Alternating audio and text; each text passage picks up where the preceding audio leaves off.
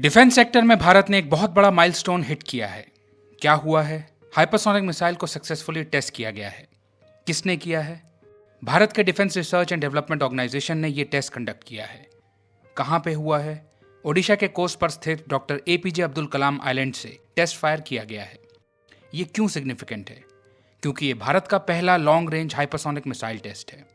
इससे भारत उन चुनिंदा देशों की लिस्ट में शामिल हो गया है जिनके पास हाइपरसोनिक वेपन्स हैं। चाइना के पास हाइपरसोनिक मिसाइल्स हैं, रशिया के पास भी हैं। इनफैक्ट रशिया ने तो यूक्रेन वॉर में अपनी हाइपरसोनिक किंजल मिसाइल को यूज भी किया है। यूएस भी इस टेक्नोलॉजी को डेवलप कर रहा है।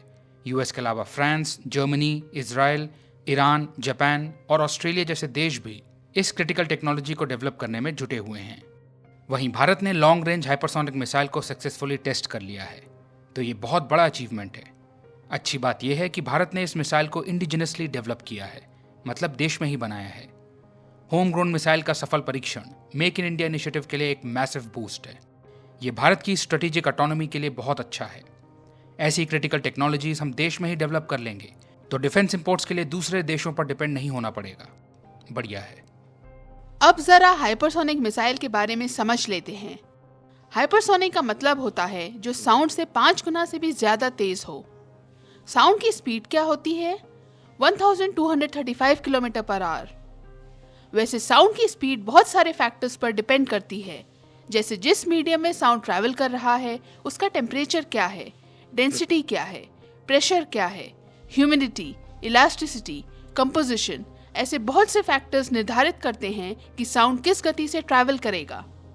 बट हम स्टैंडर्ड कंडीशंस में देखें, यानी सी लेवल पर ड्राई एयर और 20 डिग्री सेल्सियस तापमान को लें तो साउंड लगभग 343 मीटर पर सेकेंड की स्पीड से ट्रैवल करता है। 343 मीटर पर सेकेंड मतलब रफली 1235 किलोमीटर पर आवर।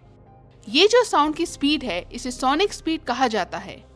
जो स्पीड साउंड की स्पीड से कम होती है उसे सबसोनिक कहा जाता है। साउंड की स्पीड से जो ज्यादा स्पीड होती है वह सुपरसोनिक या हाइपरसोनिक की कैटेगरी में आती है। साउंड की स्पीड के 1 गुना से लेकर 5 गुना के बीच में जो स्पीड होती है वह सुपरसोनिक कहलाती है, और जो स्पीड साउंड की स्पीड से 5 गुना से भी ज्यादा होती है वह हाइपरसोनिक कहलाती है। इसे हम माक नंबर के टर्म्स में भी कह सकते हैं। माक नंबर ये बताता है कि कोई चीज साउंड की गति की तुलना में कितना तेज मूव कर रही है।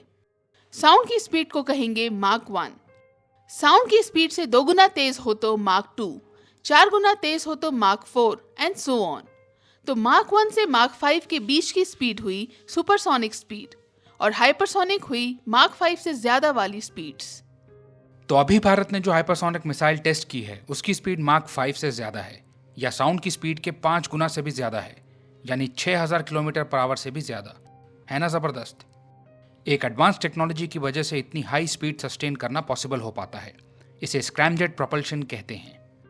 अच्छा, ये मिसाइल अराउंड 1500 किलोमीटर्स की रेंज में टारगेट को प्रिसाइसली हिट कर सकती है, तो ये इंडियन आर्म्ड फोर्सेस के लिए एक बहुत बड़ा एसेट है। किसी भी कॉन्फ्लिक्ट में टाइम का बहुत महत्व होता है।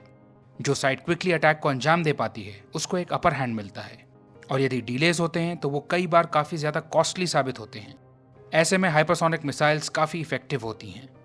इनकी स्पीड इतनी ज्यादा होती है कि एनिमी के पास डिफेंड करने के लिए बहुत कम टाइम होता है। दूसरा फीचर जो इन्हें घातक बनाता है वो है मनूवरेबिलिटी। मनूवरेबिलिटी मतलब हवा में इनका डायरेक्शन चेंज किया जा सकता है, अनलाइक बैलिस्टिक मिसाइल्स जो कि एक सेट ट्रैजेक्टरी को फॉलो करती हैं। बैलिस्टिक मिसाइल्स को जब लॉन्च किया जाता है तो वो स्पेस में जाती हैं, फिर नीचे आते हुए हाई स्पीड गेन करती हैं और एक प्रेडिक्टेबल पाथ पर चलते हुए अपने टारगेट को हिट करती हैं। मतलब उनकी ट्रैजेक्टरी फिक्स्ड होती है। वो किस पैराबोलिक कर्व को फॉलो करेंगी इसे प्रेडिक्ट किया जा सकता है। प्रेडिक्ट किया जा सकता है इसलिए एयर डिफेंस सिस्टम्स के द्वारा उन्हें इंटरसेप्ट करना रिलेटिवली ईजियर होता है। लेकिन हाइपरसोनिक मिसाइल्स के साथ ऐसा नहीं है। फायर करने के बाद हाइपरसोनिक मिसाइल्स का मिड एयर फ्लाइट के दौरान डायरेक्शन चेंज किया जा सकता है। इस वजह से हाइपरसोनिक मिसाइल्स को इंटरसेप्ट करना बहुत मुश्किल होता है।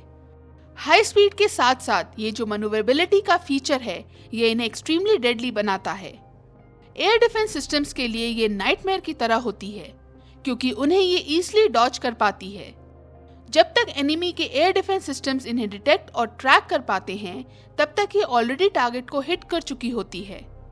चूंकि हाइपरसोनिक मिसाइल्स का डायरेक्शन चेंज किया जा सकता है, तो ये इंटरसेप्टर मिसाइल्स को इवेट कर पाती हैं। वैसे तो इन्हें ट्रैक करना ही बहुत मुश्किल होता है, क्योंकि बैलिस्टिक मिसाइल्स की तुलना में ये काफी लो ऑल्टीट्यूड्स पर फ्लाई करती हैं और इनका पाथ भी फिक्स नहीं होता है। हाइपरसोनिक मिसाइल्स की यही कैपेबिलिटी इन्हें एक काफी अट्रैक्टिव वेपन बनाती है। इसलिए बहुत से देश इस टेक्नोलॉजी को डेवलप करने में लगे हुए हैं। अच्छा, जिन देशों के पास न्यूक्लियर वॉरहेड्स हैं, उनके लिए सोचिए ये मिसाइल्स क्या शानदार एसेट हैं। न्यूक्लियर मिसाइल जो एग्जिस्टिंग डिफेंस सिस्टम्स को बाईपास कर सकती है, ये जबरदस्त न्यूक्लियर डिटरेंस है। तो हाइपरसोनिक मिसाइल्स से न केवल किसी देश की ऑफेंसिव कैपेबिलिटी बढ़ती है, बल्कि न्यूक्लियर डिटरेंस भी स्ट्रेंथन होता है। इसलिए ये क्रिटिकल टेक्नोलॉजी किसी भी देश की नेशनल सिक्योरिटी के लिए गेम चेंजर है। तो इस सक्सेसफुल टेस्ट के बाद भारत पाकिस्तान के मिस एडवेंचर्स को टैकल करने के लिए और LAC के अलोंग चाइनीज अग्रेशन से डील करने के लिए और बेटर पोजीशन में आ गया है।